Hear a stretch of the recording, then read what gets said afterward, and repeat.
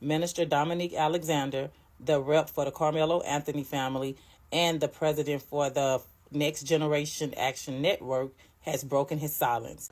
This was not an attack on him, but we felt it was very disrespectful on how he came about it and how we, even before you even knew it was a thing, we were asking him repeatedly to leave. And literally, he wouldn't even talk. He wouldn't even say anything. He felt like he could just stand.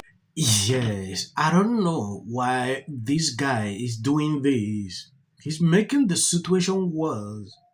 Minister Dominique, who is representing Karmelo Anthony, says he kicked Austin's father out of the press conference because he didn't know if he would pull out a weapon. Oh, the irony. I don't know if he must do this podcast. Just imagine this. Something happened to your son, and instead, the other people on the other side are going everywhere doing podcasts talking like this. How will you feel? Because when I look at the whole situation, like, it disturbed me a lot. It gave me irritated when I see this guy. I don't know why. And Minister Dominique Alexander, the rep for the Karmelo Anthony family, and the president for the Next Generation Action Network, has broken his silence. And he's clearing up a lot of misinformation. And of course, me, I'm all here for it. And so, what I got from part of the interview that he gave was that Jeffrey Metcalf was absolutely not supposed to be there. He had no right to be there, on top of the fact that it was at a private facility in which it was only held for the Karmelo Anthony family and the press, not Jeff Metcalf. A lot of people are going to be mad. They're going to say, oh, he had every right to be there. He absolutely did not. I'm going to put a clip up from that interview. Y'all be the judge of it. For the Anthony family. About 11 a.m. was where the press conference was actually supposed to start, right? About 10 a.m., because of the threats that we were receiving, not only against the Anthony family's life, my life, the threats we were getting towards the organization, Dallas Police Department were placed outside of the facility about 10 a.m. That was even before any press got here, anybody got here. Even our own security staff even got here. There were two plainclothes intelligence officers from DPD placed inside of the building. When Jeffrey Metcalf walked through the building, he walked past two plainclothes DPD officers. We didn't call the police on him. They were already here. We heard so many different gossip bloggers, YouTube, TikTok, Fox News, all of these people talking about, how could you be insensitive to the father? How could you tell him to leave? He's a victim. He's this, he's that. What you're missing, this press conference was not organized by him. This press conference wasn't about him. This press conference didn't invite him. It's a private facility. And yet, at the end of the day, it's a criminal case, y'all. It's literally inappropriate, not only ethically, but it's inappropriate for that family to interact. And we don't know what we don't know. And at the end of the day, I have to ensure that the safety of all of the parties are intact. Yes, in as much as people are struggling to stop talking about this guy is instigating this the more. I don't know if he must justify this. There is no justifications of this. They say he wants to clear off all the misinfo on social media. There is a way to handle this. This man, son, is not alive. You cannot just behave to him that way. Do it in a very nice way. Everybody saw the videos. He was kicked out. Yeah, that is how I'll say it. So struggling to tell me something contrary to that is crazy. I don't know. He was not invited, yes, but you could still handle it in a different way. This guy, the way he spoke that day, clearly tells you a different story. You feel different. Now, struggling to see justify, I don't know why. Don't know what we don't know. And at the end of the day, I have to ensure that the safety of all of the parties are intact. Just someone showing up at our press conference, we can't just have that. We don't know what it is. But this whole notion that we just went after him and attacked him and just had this vendetta against this father who has lost his child. Look, I've lost a child. I'm 1 year later after burying my own son. I understand that pain, right? But here's the thing. We didn't even know who he was. That's the crazy part. All of these gossip bloggers and different people rush to do videos and do this. And I really don't care about what no one says about me. I really don't.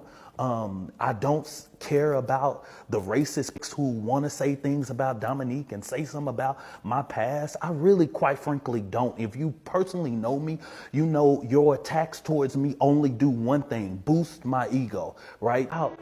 These false narratives that came out about how they were using their fund. That's it. It was talking about Karmelo's school, whether he'll be able to graduate. It was talking about the threats to their home. It had nothing to do with the particulars of the actual case. What went under the tent? What did this on this rainy day? What's this? What's that? It has nothing to do with that. It had everything to do with what the Anthony family, the mom, the dad, the siblings were experiencing. And so, yes, we asked for him to be removed, not only for just our safety, but also his safety too as well. We don't know what we don't know. And at the end of the day, what do? Wait until something happens and then stand in front of a camera and say, man, I'm sorry. I hired 12 people to be on the security that day. But when it came to security, I didn't let them secure. I didn't let them do their job. That's what I'm supposed to do? That's stupid. That's ridiculous. This was not an attack on him, but we felt it was very disrespectful on how he came about it and how we, even before you even knew it was a thing, we were asking him repeatedly to leave. And literally, he wouldn't even talk. He wouldn't even say anything. He felt like he could just stand there. That's not right. It was very upsetting to me. It's not right. Because if you're coming here I heard somebody say he was coming there for prayer. He was coming there to come and hug. Well, that wasn't the spirit that we got. There were more than 12, 15 people. Even the media came and approached him. Even DPD plainclothes officers approached him before the uniformed officers even arrived. Yes, a sane person would not talk like this. Oh, I don't care about what people talk about me. I don't do this. I don't do that. You should care. Yeah, you have a past and you are representing someone. Know that your reputations will be out there. People will say things, bring out the reality about you. If you're coming here to justify why this father was kicked out, to me it's not necessary. It has been done. Everybody saw what happened. Whatever narrative you are struggling to spread here, nobody will believe it. Yeah, that is just what I'm thinking and what I know. I understand how the media operate. Don't even do these justifications.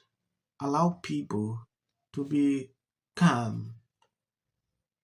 Everybody fared differently. You just lost your son. This is happening. You have not been allowed to. I'm just believing that yeah, he was not allowed in that place. The manner in which these people were supposed to handle it could have been different. There is something he said here. They didn't know who he was, things like that. I don't get it. I still don't believe this. Yeah. They knew who this father was. Yeah. At the end of the day, we are going to observe, witness what exactly will happen. Yeah. If you love what I'm doing here, please share the video. I just wanted to show you what exactly is going on. Thank you guys for always being there, sharing out my videos. God bless you abundantly. Accusations that have been said about us, especially over the past week, has been overwhelming. The lies and their amplification. This is not going to end. Right is right and wrong is wrong. All good. If you see any clips after this, that is just for the YouTube algorithm. What if he says self-defense? There's no self-defense, because if you are afraid the day before, well, you have to take a to school, why not notify your parents? Parents, you notify the school teachers. School teachers, let's bring these kids in here and resolve this issue. It's called conflict resolution. Again, the evidence is still coming in. This is definitely a self-defense case, because it always is one until you look at the facts of the case and compare the two. You have to compare who was the initial aggressor. Bedroom, because she's fearful of what might happen to her. Followers for anything, and then the Registration Act is talking about this man, My summary of the first 100 days is that if film and TV productions continue to first term, and you will be very. Somebody has to say it, so let me be crystal clear. So a white woman defends her child.